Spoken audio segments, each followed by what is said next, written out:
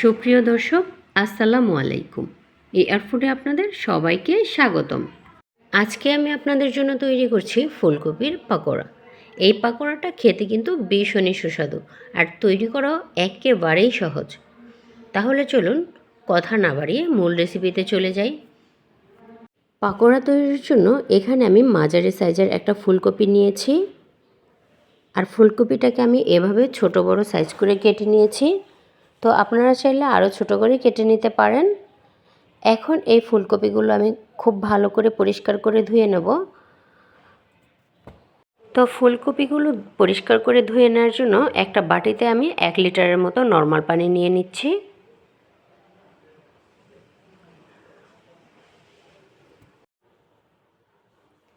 আর এখন এর মধ্যে আমি দিয়ে দেব 1 চামচ লবণ।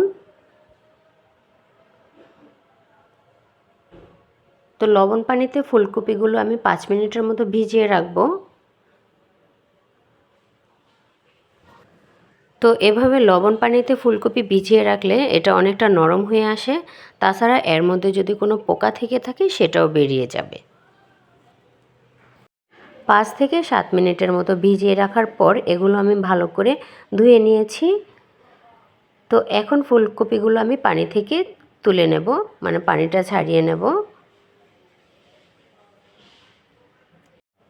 এখন ফুলকপিগুলো আমি একটা বোলের মধ্যে নিয়ে নিচ্ছি। আর এখন এর মধ্যে দিয়ে দিচ্ছি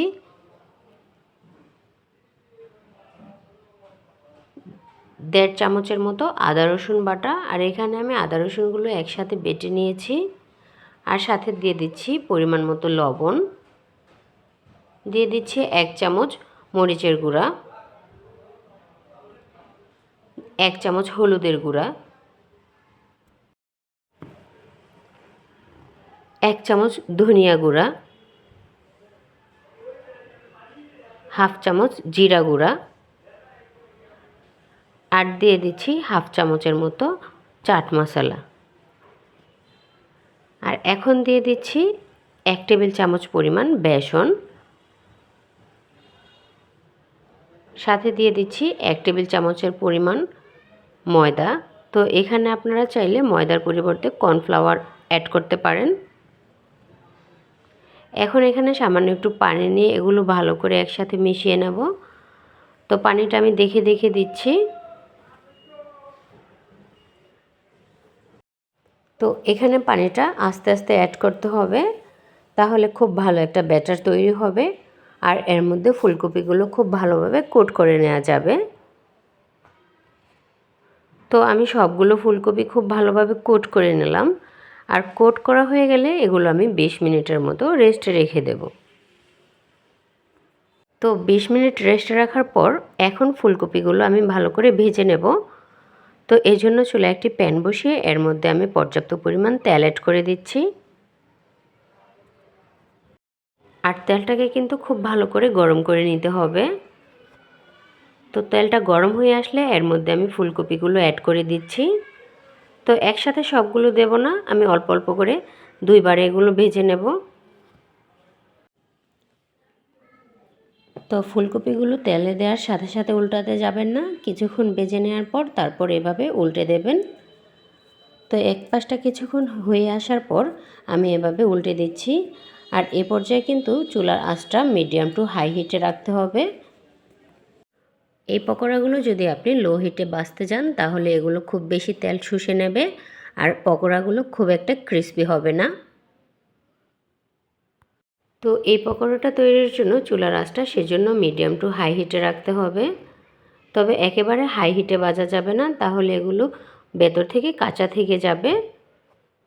তো এভাবে নেড়ে চেড়ে সময় নিয়ে আমি পকোড়াগুলো খুব সুন্দর করে ভেজে নিলাম।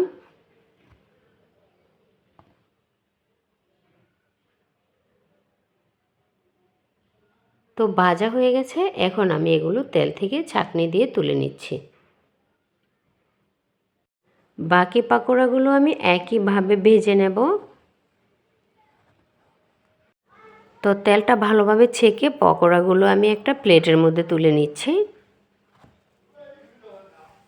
তো তৈরি করে নিলাম মুচমুচে ফুলকপির পকোড়া। এই পকোড়াটা আপনি চাইলে সস অথবা সালাদ সব কিছু দিয়েই পরিবেশন করতে পারবেন। তো আশা করি আমার এই রেসিপিটি আপনাদের ভালো লেগেছে। ভালো লাগলে অবশ্যই বাসায় ট্রাই করবেন, সেই সাথে আমাকে কমেন্ট করে জানাবেন। আর যারা এখনও আমার চ্যানেলটি সাবস্ক্রাইব করেননি তারা প্লিজ সাবস্ক্রাইব করে দিবেন। তো আজ এ পর্যন্তই, সবাই ভালো থাকবেন। আল্লাহ হাফেজ।